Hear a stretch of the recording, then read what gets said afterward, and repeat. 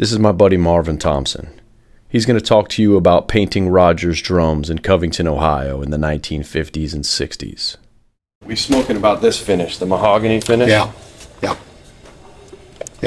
I always liked it. Now, I don't know when they done this. I don't remember ever doing this. You don't remember the brown finish, the brown interior? No. That, You never painted brown? no. I think the only one I ever painted was some clear and the gray. In the gray? Yeah. So what can you tell me about how you did this, how you would do it? On this here, you just took and put stain on it.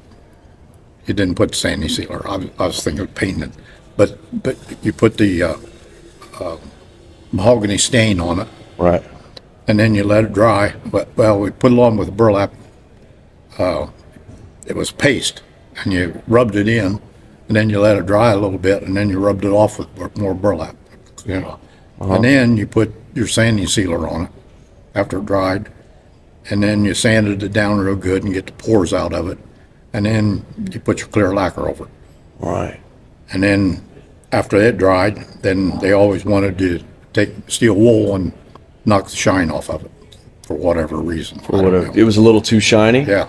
Hey, It must have looked good like that, though. yeah, it did. Yeah, I always liked doing that. So how many coats of the color? Just one. Just one? It was a stain. It was a stain? It was a paste. Oh, Real that's right. heavy paste. And you just dipped your, Just one coat, Yeah. and then one lacquer.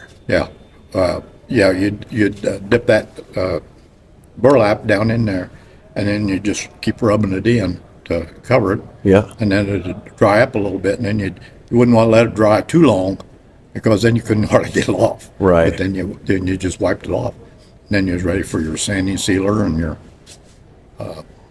clear. So how long would it take you to do one, or would you be doing multiple drums at a time? I'd do it, but well, when I stained, I'd do a whole bunch of them at a time. At a time. And then stack them, and then however many they wanted to go, then we'd. How many do you think you would do in a day if you were doing these? Would this be like the whole day you'd be doing one thing, or would you do some gray, some stain? Mostly if I'd done mahogany, it was almost an all-day job, because I'd do so many of them. Yeah. And then Well, there'd be the time for drying and all that. Right, yeah, and then you might paint something, whatever In between. Yeah. So when this kind of thing was going on, would it be generally, so like this is a 6.5 deep, would you generally be doing a bunch of 6.5s, or would it be all different sizes? Yeah, it'd be all different sizes. When you guys were doing this stuff, would you be doing like just snare drums, or if somebody ordered a set, would you do like a whole set of bass drum, toms? If you would do them if that way? if they wanted it that way. Yeah. Yeah. On the mahoganies, we usually run a lot of them at a time, because it was so messy Yeah. to do it. Yeah. So, So did you have a different feeling about this finish because your work was on the outside? I guess. Yeah. That and the multicolors, that was mine. That was yours because your work was going out on the outside. Yeah. So now I want to take a look at this interior Yeah. and how it has a flat look, That's flat. Yeah. and then something like this that has a gloss look. Now what's the difference? What did you do differently? What is the different steps that happen here? I would say this was put clear on top of that. So it's just the same. I'd say it's probably the same thing. Same lacquer. Unless they done something different when I wasn't there. I mean, you could put, to get a shine, you'd put the clear lacquer on it. You remember doing that? Yeah. Clear Yeah, I lacquer remember over? Clear lacquer on the few, but it was mostly just the flat. So was that something they would say, be like, on these certain drums, you're going to put the clear over it?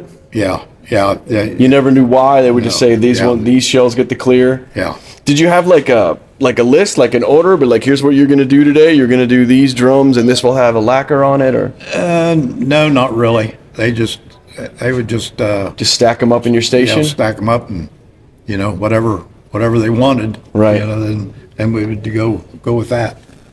But So when you were doing this, would it be a quick, because like I've seen some are real well coated and some you could almost see through.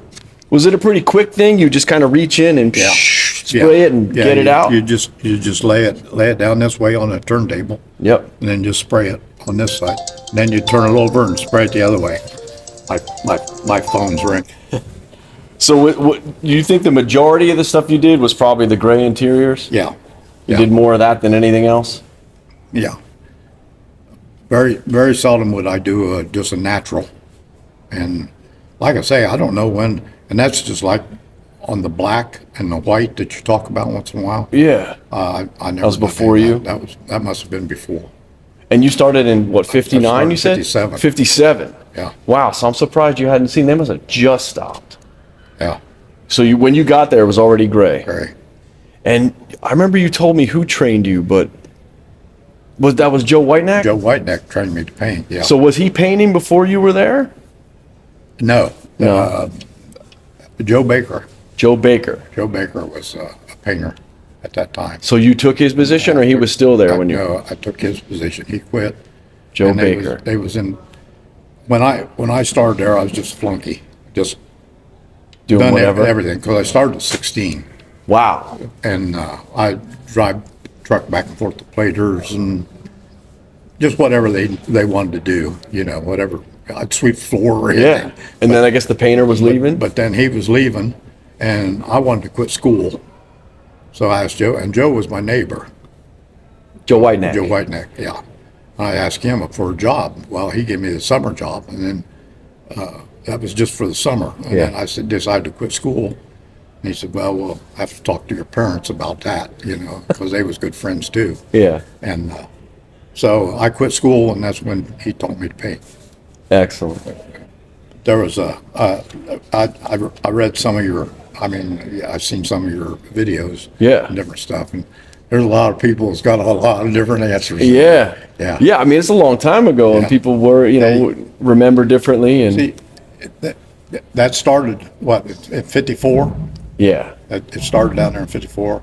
And I'm not sure, but I think Joe started there then. He probably, Right in the beginning. Joe Thompson probably started, and then they probably hired Joe Whitenack. Right. I don't know for sure. Because he moved right in back of me in probably, I'd say 54 or 55. And he was the manager over there? He Yeah. was the plant manager? Yeah, Joe Whitenack. And he got you the job. But he lived right in back of me, and then his first wife died, and he moved back to New Carlisle. So do you remember when Jerry got hired over there, Jerry Shields? You were there before him. I think he started in 60. Yeah, I was in service. In When 60. When he started. Yeah. When he started. Yeah. But you knew Jerry since you guys were kids. Oh yeah, yeah, Yeah, you guys lived close to each other? yeah. But then when you came back to Rogers, he was there? Right. Yeah. And was it all different? Was there a lot more people there? Because yeah. the business had probably picked up. Yeah. And See, they was just in the process of putting on that new addition Uh-huh. when I left, because they was building it then. Yeah. And then when I came back, it was all done. So it was a whole lot bigger, a whole lot more people. Yeah. And everything. Were a lot more drums going out? Yeah, And you went right back to painting? right, And you did the hoops as well? right. And that was always a gloss? right. Did you guys use Yeah. a gloss black Yeah, lacquer? Gloss black. So you were telling me one time about how you would do after work, you would do stuff for Joe. Yeah, Joe and He would keep you after hours. Can you tell me about that? him and Biddy Etter had a music store uptown. Yeah. And I would stay over. I'd usually get off at 3 or 4 o'clock, I guess it was, and then I'd stay a couple hours and paint for them, whatever they had. Mm-hmm. And they done little trinket things, and I don't know what all it was, but then Joe was into the banjo ukes, Yeah. and I used to paint the neck and the I don't know what you call it, the head. I used to paint that for them in the evenings. That was, I always put a black, what they call that? It was a wrinkle paint. We called it wrinkle paint. you'd paint it. It was real shiny black, and you put it in the oven and bake it, and then it looked like wrought iron. Oh, I see. And it wrinkle all up. And that's what they put inside that when they were first made. So you would do this in the same area that you did the drums? Yeah, yeah. Right. After the plant had closed or whatever, and everybody was gone? Yeah. After I left, they must have changed a bunch after I left Yeah. in '66. Well, that was, The painting. you started deal. seeing that right around like, it was before that, right around like 62, 63, when Holiday was turning into Power Tone. They started to gloss the interiors of just Yeah. a certain Well, drum. that could be on the glossy part, to put in the clear in, but Yeah. but the blacks and the white. And, That was before now you. that now you guys call it what do you call that speckled? A Zolatone? Zolatone. Yeah. We just call it splatter paint. Splatter paint. Yeah. When they first got that in, they tried to do.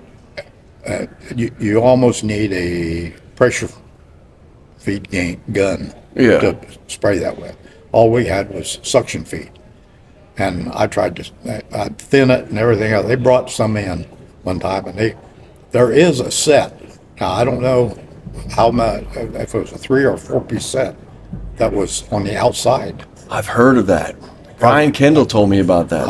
I painted one of them, but that was the only time I ever painted it. But we had one heck of a time getting that. Just couldn't get it to work. You couldn't get it through the gun. You have to take the head off, put pressure way up, and just keep going over and over and over. I never liked it myself. No. But then after we finally got it covered, then put clear lacquer on top of it. Interesting. And it shined it up. But all the interiors you would do were always the flat gray? Yeah. Yeah. Now this set that I'm talking about Is the was on outside. Yeah. Yeah. Yeah.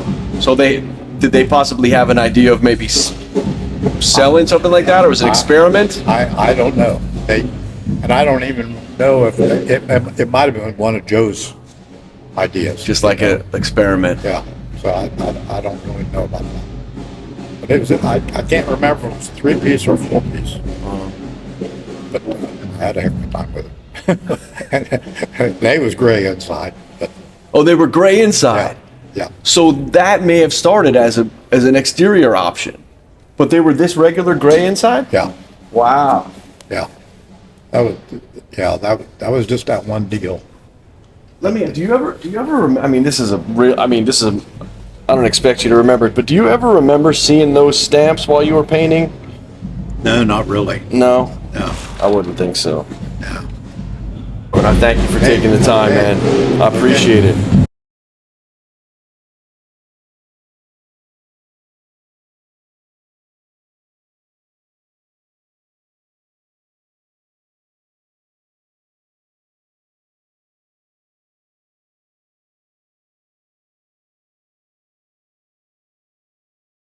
Joe was building the. But they put up this wall, and they only had the one side up, and they said, now whatever you do, don't backfill that, because it wasn't braced or anything, One night he started filling that in and running his tractor along there and knocked the whole wall over. This is Joe Thompson. Oh yes, sir. Yeah. He was a dandy. Yeah. But my paint shed when I first was there was just an old shed out back.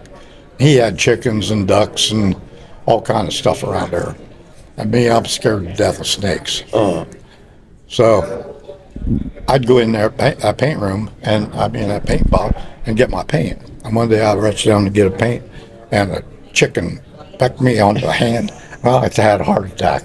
I mean, but it was old time back when I was there first. Yeah. Because that paint was out in the winter time. It was set out.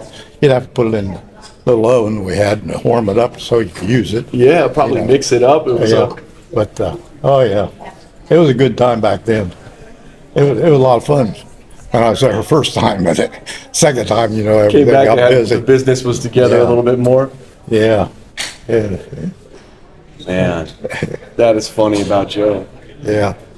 But And what were you saying those wires were? What, they weren't compatible wires? The first thing he tried to plug in? And, well, he didn't have a plug-in for the male fitting, so he just wrapped the wires together? up and then stuck them in that.